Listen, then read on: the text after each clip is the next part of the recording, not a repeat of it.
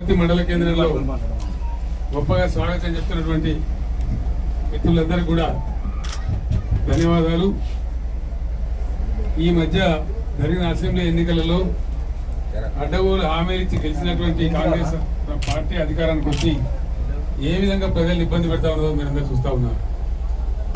మంచినీళ్ళ విషయంలో కానీ పంటలకు నీళ్ళు ఇవ్వడంలో కానీ కరెంట్ ఇవ్వకుండా కరెంట్ ఇచ్చే విషయంలో కానీ మొత్తం రాష్ట్రంలో ఉన్నటువంటి పరిస్థితులన్నీ తారుమారు చేసి అసమర్థ విధానాలతో ఉన్న వనరులు వసతులు కూడా వాడుకోకుండా ఏ విధంగా మనకి ఇబ్బంది పెట్టిందో మనకు తెలుసు. అదేవిధంగా ఒక్క హామీ కూడా నెరవేరలేదు. రైతు బంధు కావాలంటే చెప్పుతూ కొడతామని చెప్పడం, చాలా ఘోరమైనటువంటి మాటలు మాట్లాడటం, ఈవెన్ నా మీద కూడా దుర్భాషలతో ప్రతిరోజు అహంకారపూరితంగా మాట్లాడడం చూస్తా ఉన్నారు. వస్తలేదానండి? పంటలు ఎండబెట్టి కరెంట్ సరిగ్గా ఇవ్వకుండా అనేక రకాల బాధలు పెట్టాను. పొద్దున్న నేను వస్తా ఉంటే వర్షాల బాధపడ్డా, నర్సారాబాద్ వద్ద కూడా కొనుగోలు కేంద్రంలో 15 రోజులు మేము వడ్లు తెచ్చి ధాన్యం కొనడం లేదని చెప్పి నాకు రైతులు చెప్పడం జరిగింది. ఈ విషయాలన్నీ సరిగ్గా జరగాలి. కరెంటు మనం 9 ఏళ్ళు ఇచ్చినాం. ఏం ప్రాబ్లం వచ్చింది? ఇప్పుడు కరెంటుకు ఏం బాధ ఉంది? దామరచర్ల దగ్గర 4000 మెగావాట్ల విద్యుత్ కేంద్రాన్ని కూడా మన రాష్ట్ర అభివృద్ధి కోసం, భవిష్యత్తులో కూడా కరెంటు లోటు రాకుండా ఉండడం కోసం మనం తెచ్చిపెట్టాం. ఈ రోజే మనకు శుభవార్త వచ్చింది. ఇవాళనే కేంద్ర ప్రభుత్వం నుంచి దానికి పర్యావరణ అనుమతులు కూడా ఈరోజు వచ్చినాయి. నేను ప్రభుత్వాన్ని హెచ్చరిస్తా ఉన్నా, దాన్ని స్పీడ్గా కంప్లీట్ చేయండి. ఇప్పటికే ఒక పంట అంతా ఎండబెట్టినారు మీరు, మోటార్లు కాలిపోయినాయి, రైతులకు ఇబ్బందులు జరిగినాయి, కొనుగోలు కూడా మీరు సరిగ్గా చేయడం లేదు. చాలా బాధాకరమైన విషయం. అదేవిధంగా కాంగ్రెస్ ప్రభుత్వం అధికారంలోకి వచ్చిన కాడి నుంచి దాదాపు 204 మంది రైతులు ఆత్మహత్య చేసుకున్నారు. పేపర్లలో వచ్చింది, మీరు అందరు చూసి. నేను మాట్లాడి చెప్పినా, చిత్తూరు ఉన్న ముఖ్యమంత్రి గారు నాకు చెప్పినాడు, మీరు 48 గంటల్లో నాకు పంపండి, వాళ్ళని ఆదుకుంటాం, వాళ్ళని పరామర్శిస్తామని అన్నారు. 4 గంటలనే మనం వాళ్ళ ఫోటోలు, వివరాలు, అడ్రస్, టెలిఫోన్ నంబర్లతో సహా పంపినాం. కానీ స్పందన లేదు ప్రభుత్వం నుంచి. ఏ మాత్రం కూడా స్పందన లేదు, చలనం కూడా లేదు. వాళ్ళకు ₹1 ఇచ్చింది లేదు, వాళ్ళకి సందర్శించింది లేదు. ఎండిన పంట పొలాల దగ్గరికి మంత్రులు రారు. రైతులు బాధల్లో ఉంటే వాళ్ళని పట్టించుకోరు. మంచినీళ్ళ విషయంలో కూడా బ్రహ్మాండంగా ఉన్నటువంటి మిషన్ భగీరథ, దాన్ని నడిపించేటువంటి తెలివితేటలు కూడా ఈ ప్రభుత్వానికి లేవు. చాలా ఇబ్బందులు పెడతా ఉన్నారు. 6 వాగ్దానాలు మీకు తెలుసు. కళ్యాణ లక్ష్మి మేము 1,00,000 ఇస్తే 1,00,000 తులం బంగారం ఇస్తామన్నారు. ఎక్కడైనా ఇచ్చిందా తులం బంగారం? వచ్చిందా తులం బంగారం? ముఖ్యమంత్రి ఏం చెప్పినాడు? కేసీఆర్ ₹1,00,000 మాఫీ చేసినాడు.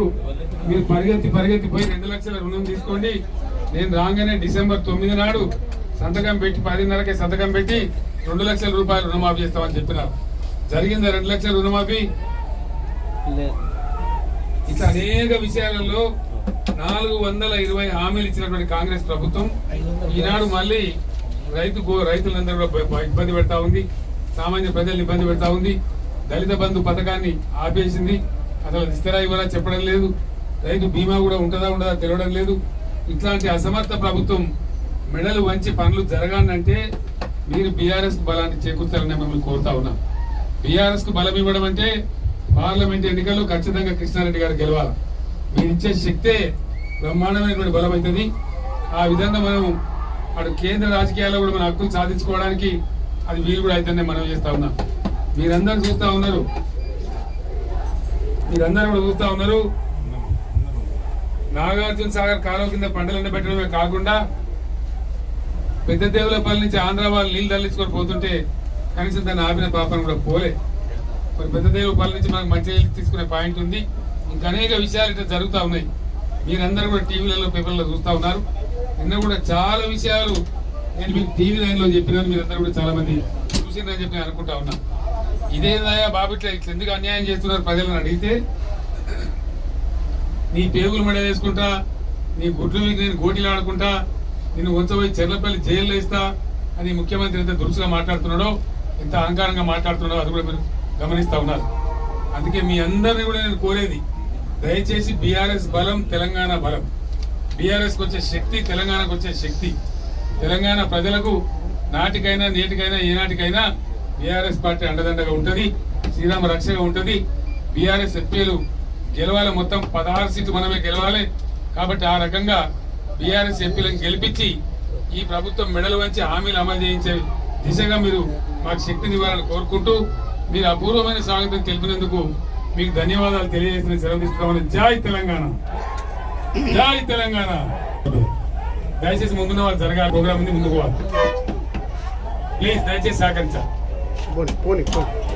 ఉండదు, ఎన్నికల నియమాలు ఉంటుంది, 10 లోపల ముగించుకోవాలి. దయచేసి జరగండి అందరు కూడా ప్లీజ్. దయచేసి సైడ్కి వెళ్ళిపోండి, ఎక్కడ వాళ్ళక్కడ సైడ్కి జరగండి, ఎక్కడ వాళ్ళక్కడ సైడ్ జరగండి, జరగాలి, ఎక్కడ వాళ్ళక్కడ జరగాలి, సైడ్ జరగాలి, సైడ్ జరగాలి, జరగాలమ్మా.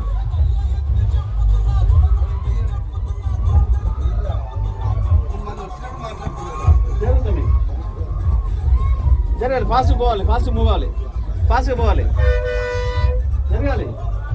సెక్యూరిటీ మీరు కూడా ఫాస్ట్గా నడవాలి.